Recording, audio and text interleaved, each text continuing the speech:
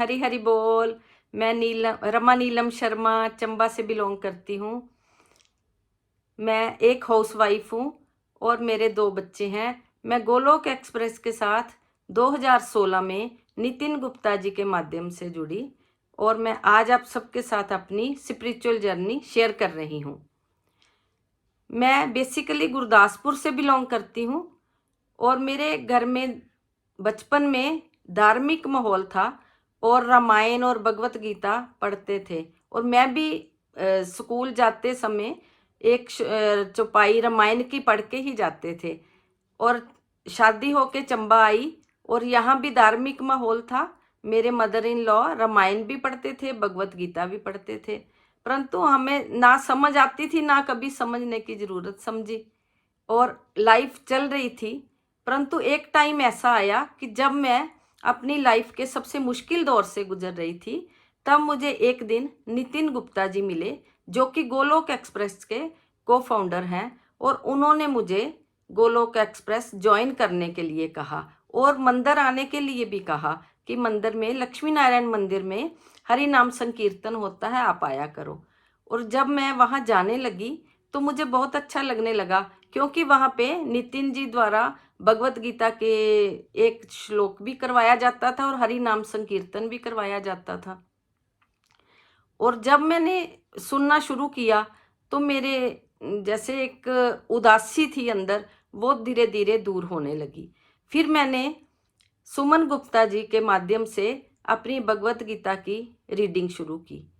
Friends, first reading में तो मुझे कुछ समझ नहीं आया, परंतु जब मैंने दूसरी तीसरी रीडिंग शुरू की तो मुझे बहुत अच्छा लगने लगा और समझ भी आने लगा।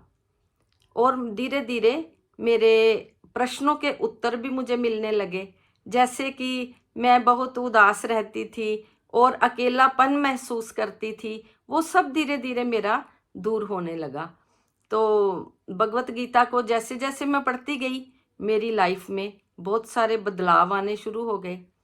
जैसे कि मेरा क्रोध शांत हो गया और मेरे अंदर कॉन्फिडेंस बढ़ना शुरू हो गया, मेरा डर दूर होना शुरू हो गया। एक मैं इतना डरती थी कि मेरे बच्चे कहीं बाहर चले जाते थे तो मुझे यही लगता था कि पता नहीं बाहर जाके वो कैसी सिचुएशन में होंगे, उनके साथ कोई गलत बात ना हो जाए। तो मैं उनकी वेट भी करती रहती, फ़ोन का भी वेट करती रहती, एक अंदर डर सा बना रहता था। जबकि जब से भगवत गीता पढ़नी शुरू की तो सबसे पहले मेरा वो डर जो था वो खत्म हो गया और मैंने नेगेटिव में पॉजिटिव देखना शुरू किया कि जो होता है अच्छे के लिए होता है, शायद इसी में ही कोई भलाई है। भगवान जी जो मेरे लिए कर रहे हैं वो अच्छा ही होगा। मेरी मांग तो गलत हो सकती है, परंतु भगवान का देना कभी गलत नहीं हो सकता।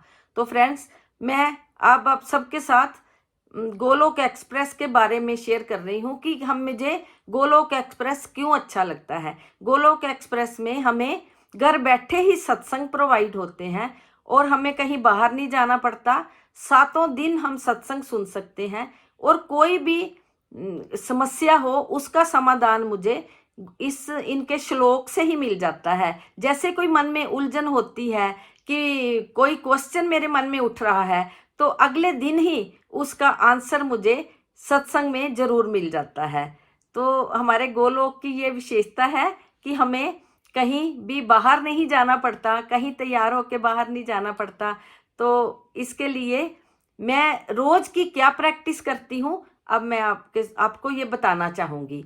जब से मैंने गोलोक एक्सप्रेस ज्वाइन किया है तो मैंने भोग लगाने को सीखा है कि कैसे भोग लगा के ही उसको प्रसाद रूप में घर में सबको खिलाना है, और एकादशी का व्रत करना सीखा और चैंटिंग करनी सीखी, जिसकी वजह से मेरे घर में जो पॉजिटिव वाइब्रेशन आ गई।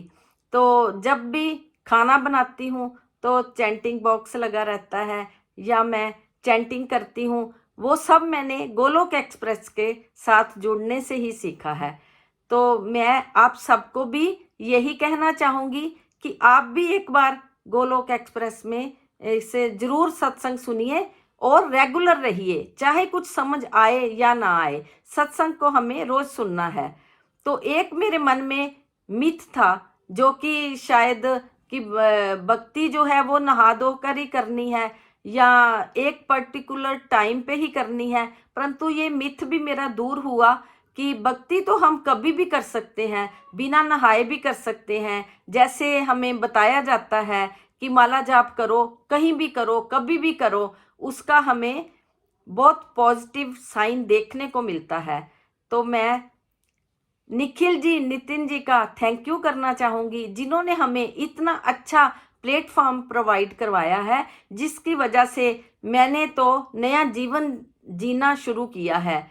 क्योंकि मैं तो ऐसे बिल्कुल नेगेटिव जा चुकी थी, परंतु ऐसा यू टर्न आया मेरी लाइफ में कि गोलोक एक्सप्रेस की वजह से ही मैंने नया जीवन पाया है।